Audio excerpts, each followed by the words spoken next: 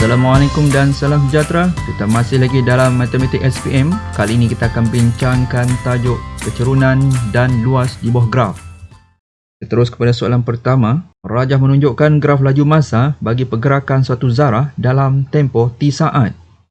Ini ialah graf laju masa. Soalan A. Nyatakan tempoh masa dalam saat zarah itu bergerak dengan laju seragam. Perhatikan di sini.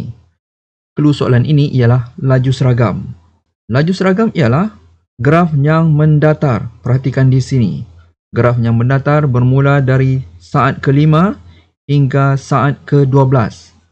Maka tempoh masa sepanjang ini adalah tempoh zarah itu bergerak dengan laju seragam. Jadi jawapannya ialah begini. Oleh itu, untuk mengira tempoh masa laju seragam, apa yang kamu perlu buat ialah 12 saat tolak 5 saat.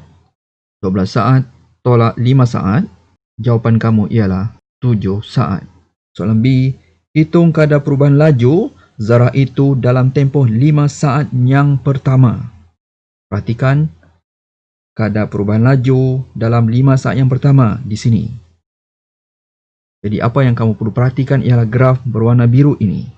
Soalan B, kadar perubahan laju sama dengan 9 tolak 1 bagi 5 tolak 0. Maka jawapan kamu ialah 8/5 dengan unitnya ms kuasa negatif 2. Kita terus kepada soalan C. Hitung jarak yang dilalui oleh T saat ialah 148 meter. Soalannya, hitung nilai T. Kamu perlu cari nilai T ini. Clue pertama yang diberi ialah jumlah jarak zarah ini bergerak adalah 148 meter. Maka clue pertama ialah formula jarak. Untuk mencari jarak, kamu perlu mencari luas. Untuk mencari luas keseluruhan pergerakan zarah ini, kamu perlu jumlahkan ketiga-tiga bentuk luas yang ada. Yang pertama, bentuk trapezium. Yang kedua, bentuk segi empat tepat. Yang ketiga, bentuk trapezium. Saya lukis dahulu begini. Langkah pertama, kamu perlu cari luas trapezium ini. Yang kedua, kamu perlu cari luas bagi segi empat ini. Dan yang ketiga, kamu perlu cari luas trapezium yang berwarna hijau ini. Sekiranya kamu sudah mahir, terus buat pengiraan. Luas trapezium ini tambah dengan segi empat tepat ini, tambah dengan trapezium ini. Tetapi sekiranya kamu masih belum mahir, lukis gambar rajah ketiga-tiga ini, masukkan nilai satu persatu dan baru kita lakukan pengiraan. Begini, perhatikan.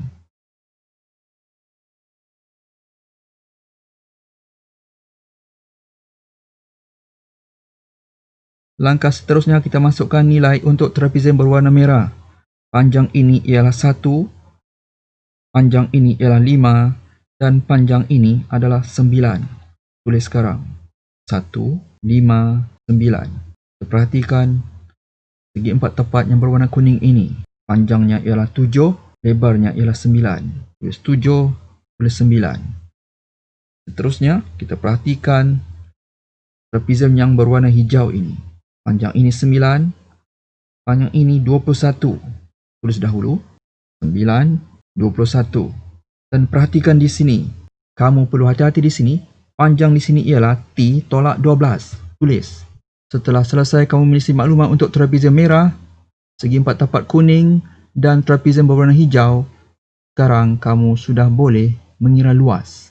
Clue pertama, jaraknya adalah 148 meter. Kita tulis sekarang. Kita fokus kepada jalan kerja kita. Jumlah jarak yang dilalui oleh zarah itu ialah 148 sama dengan luas trapezium yang berwarna merah. Tulis formulanya dahulu. Sekiranya kamu sudah mahir, tidak perlu tulis formula, teruskan buat pengiraan. Sekiranya kamu belum mahir, tulis formula dahulu. Seterusnya, tambah dengan luas segi empat tepat berwarna kuning, panjang darab lebar. Seterusnya, kita tambah dengan luas trapezium yang berwarna hijau. Tulis formulanya dahulu.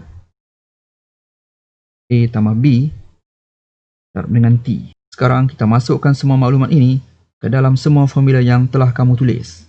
Lakukan begini. Langkah pertama, kita masukkan semua maklumat untuk trapezium yang berwarna merah. 1/2 kurungan A-nya ialah 1, B-nya ialah 9, darab dengan T. T-nya ialah 5. Seterusnya,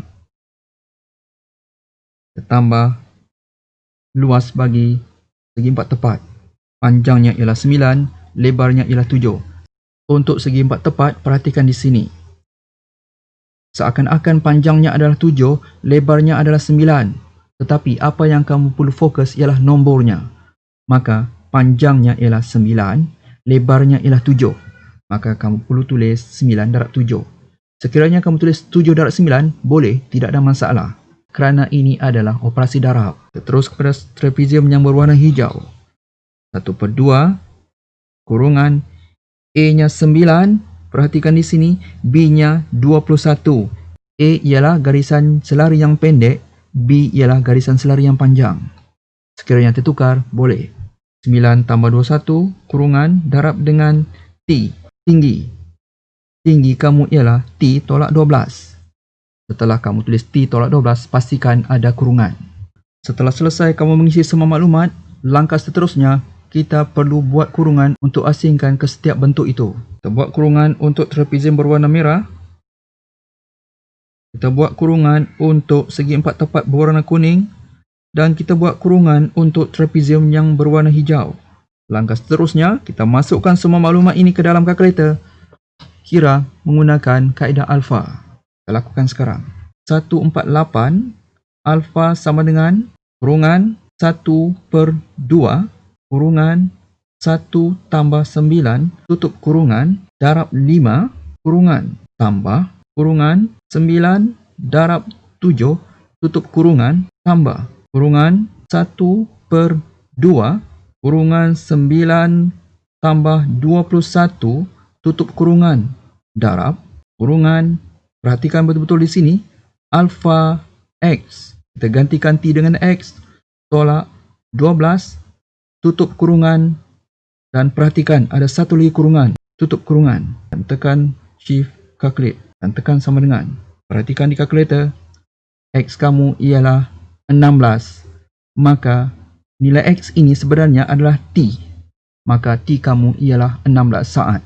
Kita tulis jawapannya begini. T sama dengan 16 saat. Setelah selesai kamu menjawab soalan C, maka selesailah soalan 1.